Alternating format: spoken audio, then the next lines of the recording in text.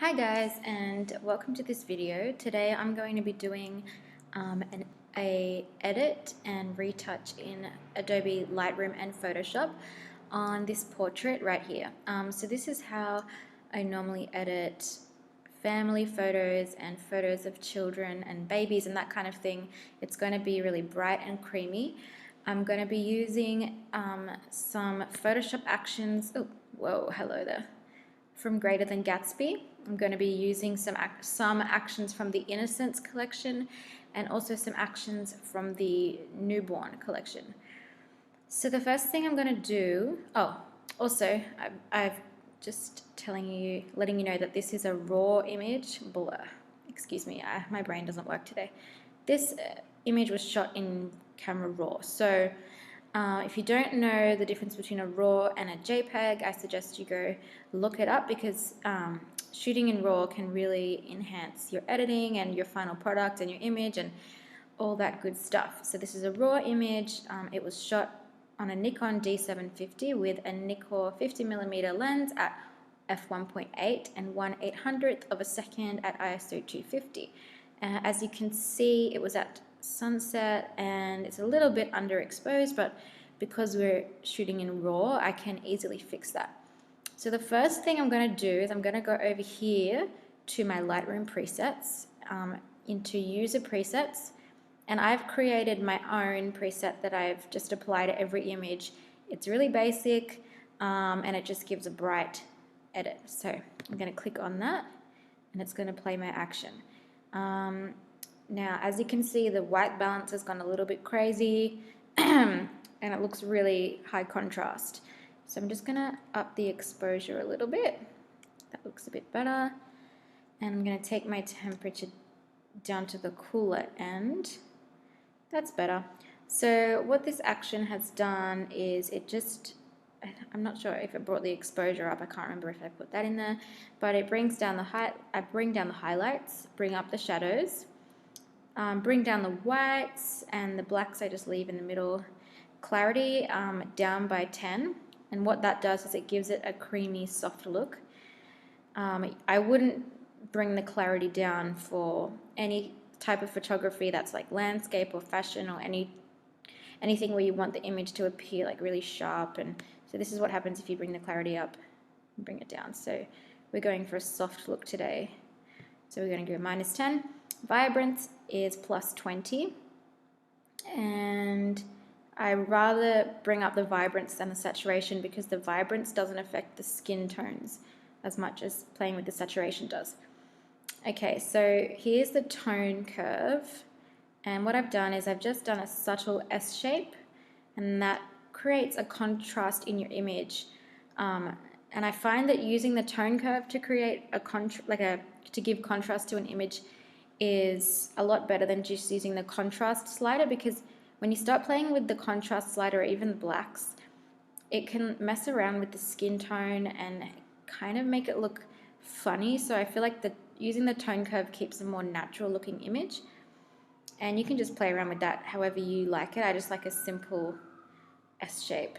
And then head on down to the colors. What I do is I go to hue and I bring the reds and oranges to the right hand side and the green to the right hand side a little bit. And then also in luminance, what I do is I bring my reds and oranges up, because what that does is it brightens the skin. And that's something that I like in child and family photography, is a nice bright skin tone. And I bring the greens luminance down. I don't want the greens to be too bright. And I also bring the saturation of the greens down, and I bring the saturation of the reds and oranges and yellows down. But for this photo, I'm going to probably bring the saturation of the yellows up a little bit, because we've got that nice golden sunset in the background. And I'm playing with the yellows rather than the oranges, because if you start playing with the oranges, that's what's going to affect skin tone, and we don't want funny skin tones. Alright, so I've sharpened it, 60. I might take that down a little bit for this image because it doesn't need to be sharpened that much, and the sharpening in Lightroom is not very nice, so we'll sharpen it again in Photoshop. And then lens correction, because I'm using a 50mm lens, I always fix the distortion a little bit, because the 50mm lens still, it creates like a bit of a bulge in the middle, and I feel like it looks nicer, especially if you're a little bit more close up in portraits. It looks nicer if you fix that distortion a little bit. So I do that by dragging it to +15 and I click constrain crop. Oops. All right, so I'm also going to bring the highlights down for this image because it's backlit, so we're losing detail in the background. So bring that down. I might bring exposure up a little bit more now that we brought the highlights down. So that looks good to me. So I'm going to export that image now and head on over to Photoshop. So I've opened the image that I exported from Lightroom in Photoshop. If you don't know how to export a photo from Lightroom, I probably should have showed you. You just right click on the image, click export, and I always export with a quality of 80 and a resolution of 300. Yeah, so we've opened our image. The first thing I do in Photoshop is I do any retouching, and then I play with the color edit. So I'm gonna play my, well, here's the actions. I don't know if you guys know how to view the actions, but you click window and tick the actions. I don't know, tick actions. So you can see your actions, and Photoshop comes with a variety of its own actions, which I never use. And I've got some greater than Gatsby actions here. And I've also got one of my own actions that I've created called frequency separation. So I'm going to play that. And this is a really good way to retouch the skin of your subject, that sounds so clinical, client. Retouch the skin of your client or whatever, and make it look really natural. So what it basically does is it separates the detail and the texture of the skin and the image from the tone of the image. And if you want to know how to do that, just Google it. You can find tutorials on how to do that. So I'm going to go to my retouch layer, and this layer is just affecting the skin tone, and it's not having any effect on the skin texture. And then we're going to add the texture back in after. So I've got my healing brush tool, and I'm just going to select a smooth area of skin and use that little bit of skin to smooth over any other areas where the tone is a little bit uneven.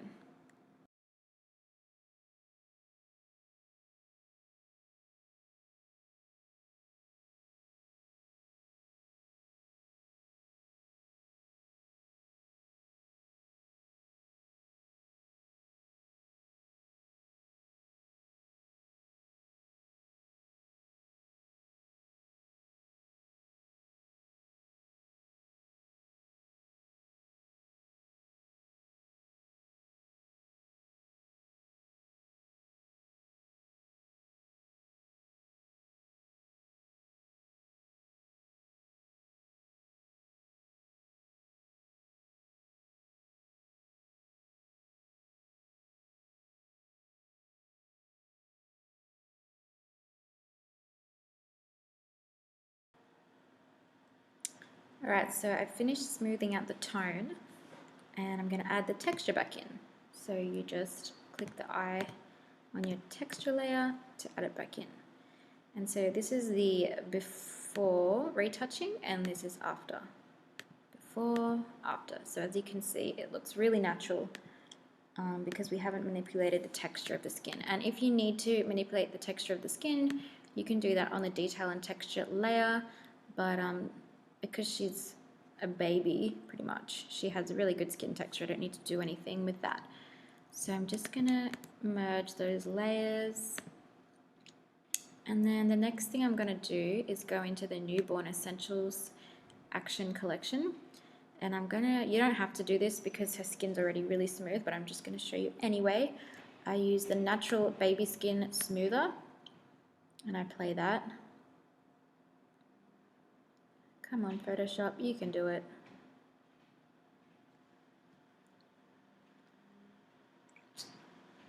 I don't like to use, well, I try and avoid using anything that's going to change her actual skin tone, because I try and get the color of the skin tone correct in camera and when I'm editing the raw in Lightroom.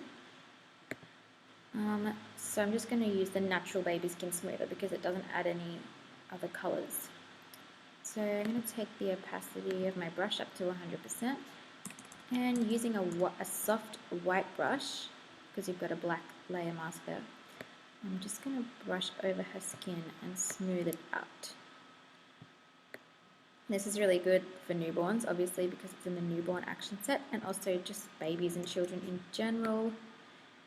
If you want that porcelain-like skin. And, you know, you don't have to smooth the skin of babies and children. They already have perfect skin, but it's just up to you from an artistic point of view if you want to create an image that looks a bit more, you know, fairy tale-like, because that's the kind of look that I go for, like a really fairy tale, doll-like, creamy baby look.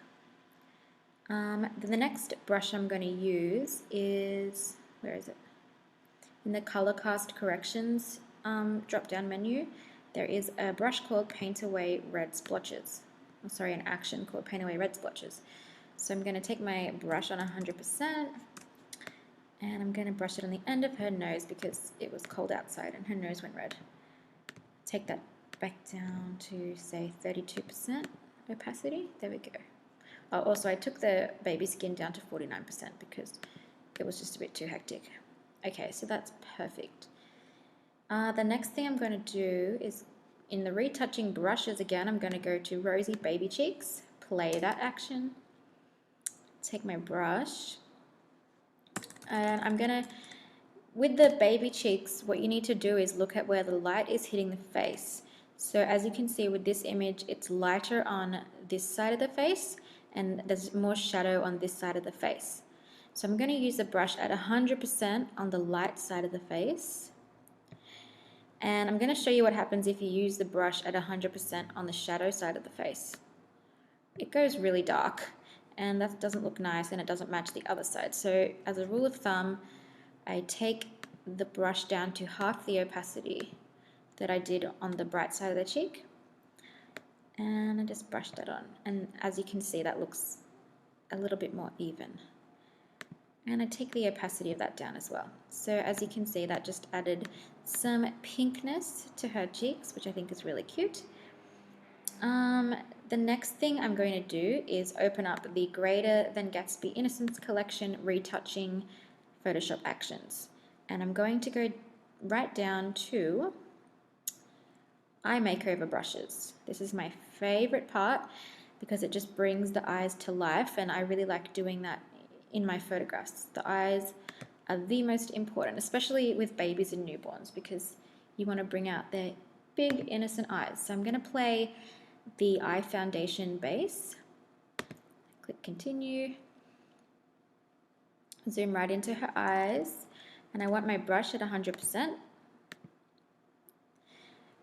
And I'm just going to, using a big white brush, paint over her eyes, including the whites. I try not to go into the skin because otherwise it starts to look crazy, as you can see. And then I'm going to take the opacity of that down to about 25%. The next thing I'm going to do is play the Iris Enhance Brightness action. And I'm going to zoom in, and using a white brush, a soft white brush, I'm going to paint onto her iris to brighten them.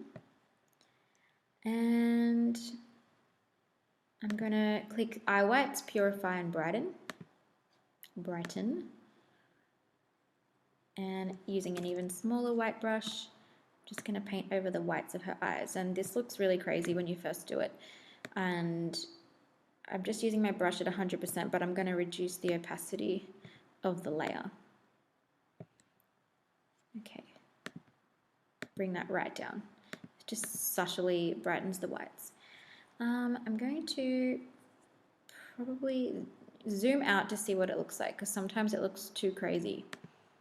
You don't want it to look crazy. I'm going to lower the opacity of Iris Brighten. Then I'm going to group the eye layers together. press Command G, and that creates a group out of them. So we can see the before and after. Let's see if that looks too crazy. Before, after. I like that. Before and after. And then this is the before and after of the other brushes I've used.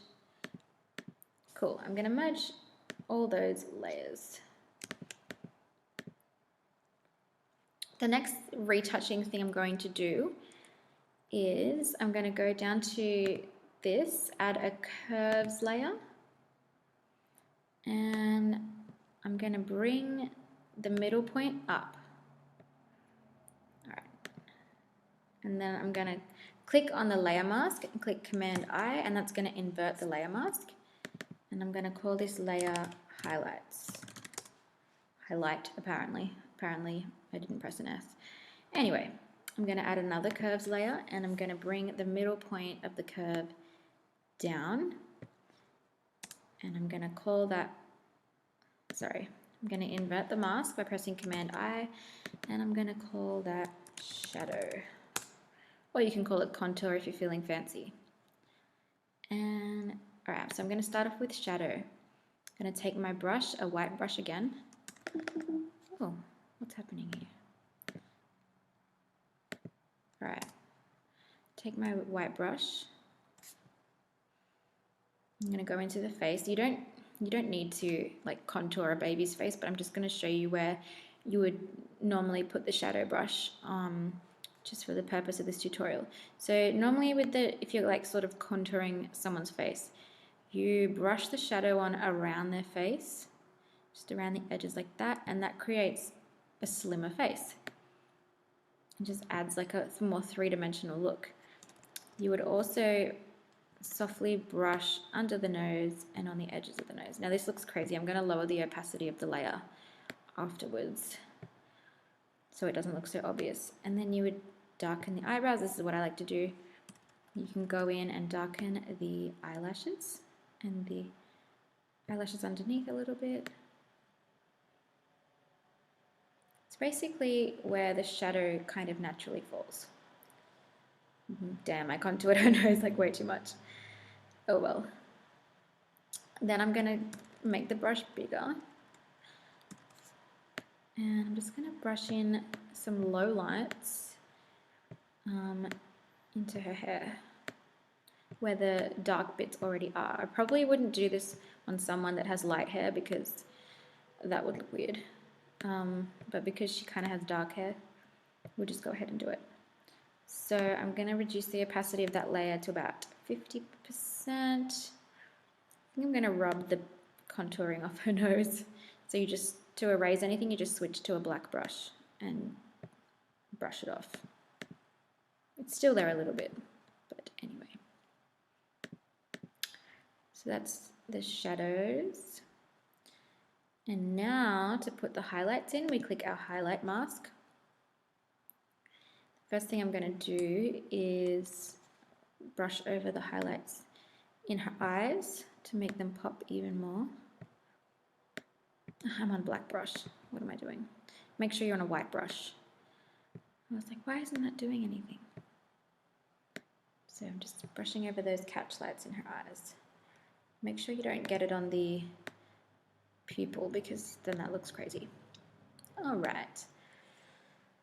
The other place that I'm going to do some highlights is in her hair, just boosting the highlights that are already there. I accidentally got some in the background. And it's like not very obvious while you're doing it, but then when you look at the before and after, you can see the difference and it looks cool.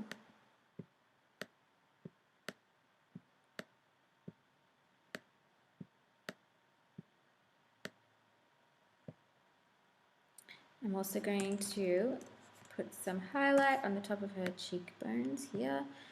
It looks really strong right now, but like I said, I'm going to lower the opacity on the layer so it won't look so crazy. And some on the chin. Let's lower the opacity and see what that looks like. So that's before and that's after. I think I'm going to lower the opacity of the shadow layer a bit more. I'm going to group those layers and have a look before, after. So as you can see, it's added a bit of depth to her face and created a bit of a three-dimensional look. I think it looks good. I'm happy with that. So that's sort of where I finish doing any retouching. The next thing I'm going to do is play with the colors a little bit. So I'm going to go into the Newborn Essentials. I'm going to go down to the overlay blankets, and all these are is a gradient, putting the gradient map onto your image. So I'm going to play, actually I'm going to merge these ones first. That's my retouching done. I'm going to play Sheepskin Rug, and that's just a creamy gradient map. And it's on soft light. I guess you could play around with the overlay, with the, what's it going to call it? You know what I'm talking about, this thing, with the layer type.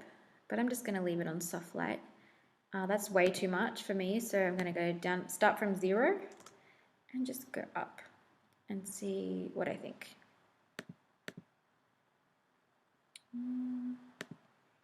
I really go subtle with these, because if you start going crazy, it starts to look really fake, and like if that's what you're going for, then that's fine, but I just try and keep it simple.